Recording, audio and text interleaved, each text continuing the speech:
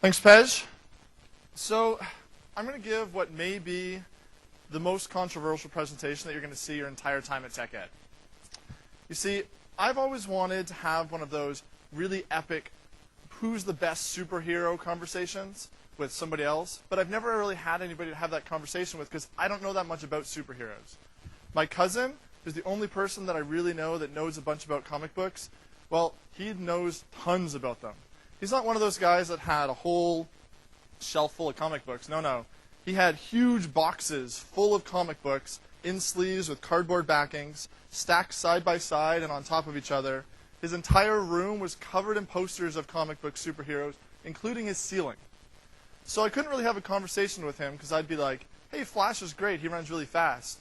He'd be like, well, Superman can fly so fast he can turn back time, so clearly he's better.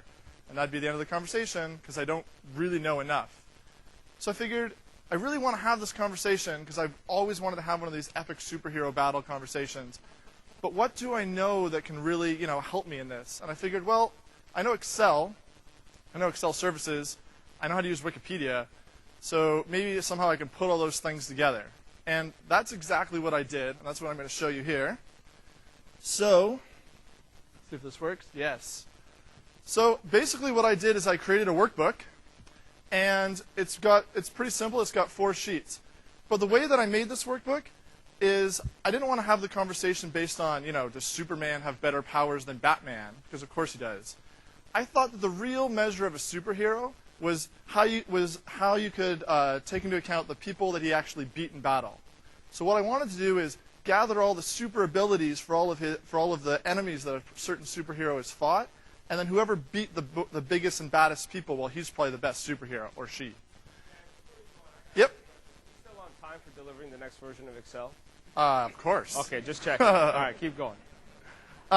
This looked like a lot of time. I mean, apparently he's put a lot of thought into this. So I just wanted to make sure, business is still going on. Yeah. This is all spare time, fun stuff. Okay, good. So I made this workbook. It's got 4 sheets. The first one is actually just where you go in and you can rate different abilities. So I could say, hey, you know what? Agility, that's sort of more important, and invulnerability, less important. And as I do that, I have conditional formatting on it so I can see which ones are really popping out. And I also have these little green orbs that show up to get the kind of cool bouncing effect on the right-hand side. And once you rate all of them, there's a results sheet that I can click on, and it shows who the best superhero and who the top supervillains are based on how I rated those abilities. So based on the ratings that I just had, Wonder Woman is actually the best, just beats out Superman, and Baroness Paula von Gunter is the biggest, baddest supervillain you got. So how does this actually work? Well, I have this villain sheet here, which basically contains a whole bunch of different villains. I picked 10 villains per superhero at random, and then all the different super abilities that they can have, all the way across the top. And so basically wherever a super villain and their ability match up, I just reference the rate that you put over on the ranking sheet here. And then I just sum them all up at the right-hand side, and that's the biggest badness rating for each villain. And then, of course, I rank them to know the answer for who's the biggest and baddest. And then I have the same thing for battles. I have every superhero and which villain they fought. And then, so all this is doing is pulling the villain's score, and then for every superhero you add up all the ratings for all the superheroes that they've beaten, and that's how you can figure out who's actually the best superhero. So this is pretty cool. But there's a couple things that I'd like to make a little bit better about it. I mean, first of all, this is an Excel workbook. I'd have to send it to my cousin. I can't just tell him, hey, go check out this page and make it work on the internet. And the second thing is, I want him to see the ranking page and I want him to see the power page, but I don't really want him to see the villain and battles page because that's sort of my work that I did, and I don't really want to share it out. So what I did instead is I put it up on Excel services, and immediately you can see 2 really cool things here. First of all, those green orbs, gone. Those are Justice League symbols, people. Justice League being the league of all the superheroes. So now when I change a rating, I'm not just saying, oh, I got 5 orbs. No, I get 5 Justice League symbols. That's much cooler. The second thing I did is... this is a new data visualization. Yeah, data visualization. Got it. The second thing is, using Excel services, you can actually say which sheets are visible on the server. So I basically said, okay, you know what? The battles and villain sheets, they're not going to show up at all. So I can see the rank power and I can see the results sheet, but I can't actually go and query and see the villains and battle sheets, even though, of course, they're still there, so that I can actually calculate the results. So what you're really doing here then is, you're protecting your IP, right? So that all of that content that you've created that you don't want other people to mess with, that's your IP. Exactly what I'm doing.